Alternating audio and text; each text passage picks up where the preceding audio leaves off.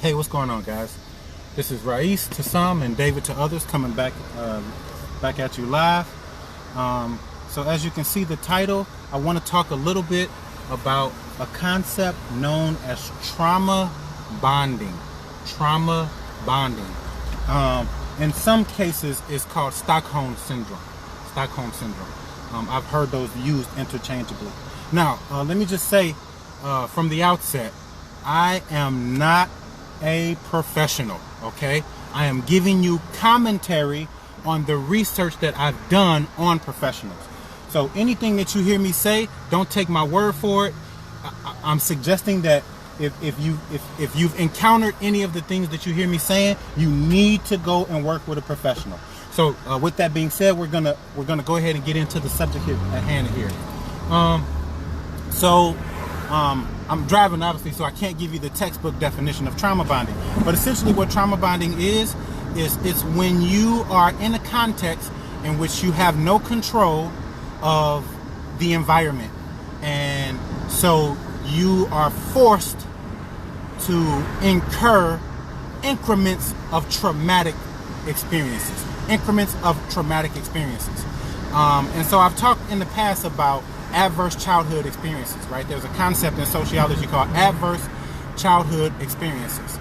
And with adverse childhood experiences, include things like, is your parent a drug addict? Is your parent abusive? Is there domestic violence in the home? Has a divorce occurred?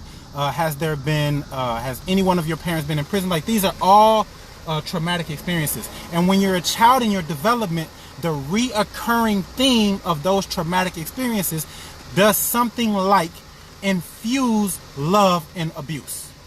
It infuses love and abuse. And so what happens then is that you are conditioned to experience love in an abusive context. You are conditioned to experience love in an abusive context. And what that is going to mean for you is that when you go out to seek a mate, you are going to seek a mate that is ultimately going to abuse you, and you will allow for that abuse to occur because is what you know. So, and some people say, like, are there some things you can do? Is there anything you can do? Because it's conditioned, it's very difficult to address. It's very difficult to address because it's conditioned. So if you think about it from this way, I'm gonna try a little experiment here. I hope you can hear this. So I'm just gonna tap on this board, and if you can hear the board, then this will work for you. So I'm just gonna hit the board.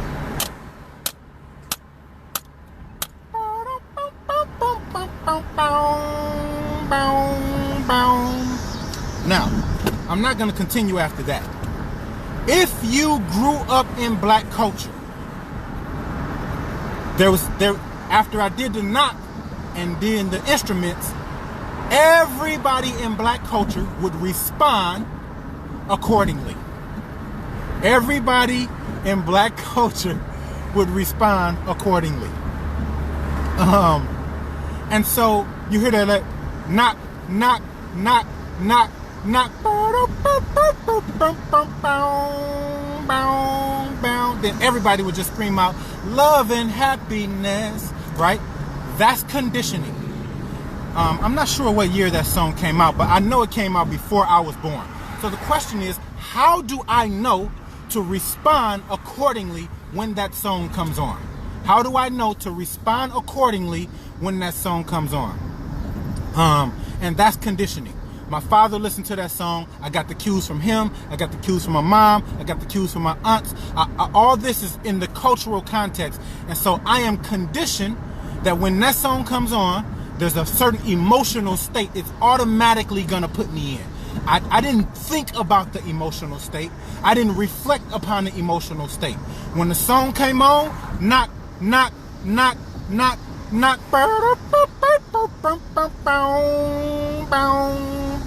everybody has a conditioned response to that song. And you can do that with almost any song.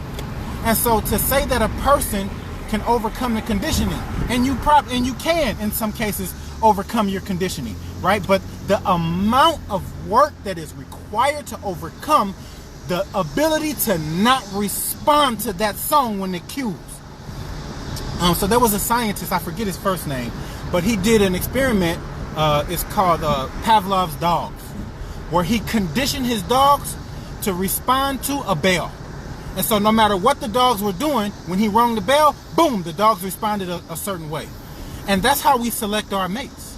Like, we don't know it because we conditioned to do that, right? There are certain social cues that tell us this person is valued. This person has this asset. This person has this quality. And then those qualities are the qualities that we're looking for based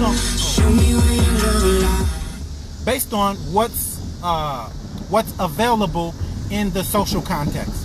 And so when you're a codependent person, you are conditioned to respond to narcissists. Narcissists and codependents are like two sides of the same coin. They will find each other. They are conditioned to find each other. And neither one of them knows that they are conditioned to do so, right? You didn't know you were conditioned to respond to that song when the song came on. As soon you walk into a store and you hear that knock, knock, knock, knock, knock, everybody's gonna start to feel like, oh, like it's just a response that you're gonna have that you've been conditioned to have. And so to say to a person that they should choose better when we don't even know what we were conditioned to choose. We don't know what we've been conditioned to choose. And I'm telling you, I'm not saying I've dated only narcissistic women, but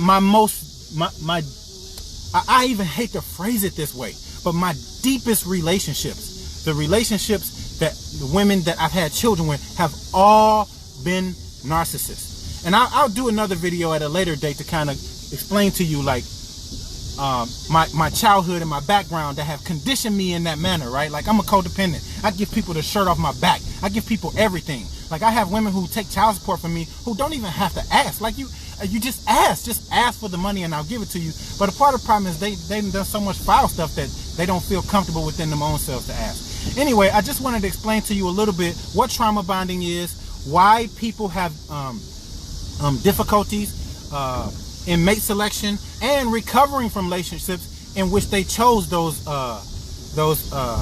mates that did not suffice for their health and well-being.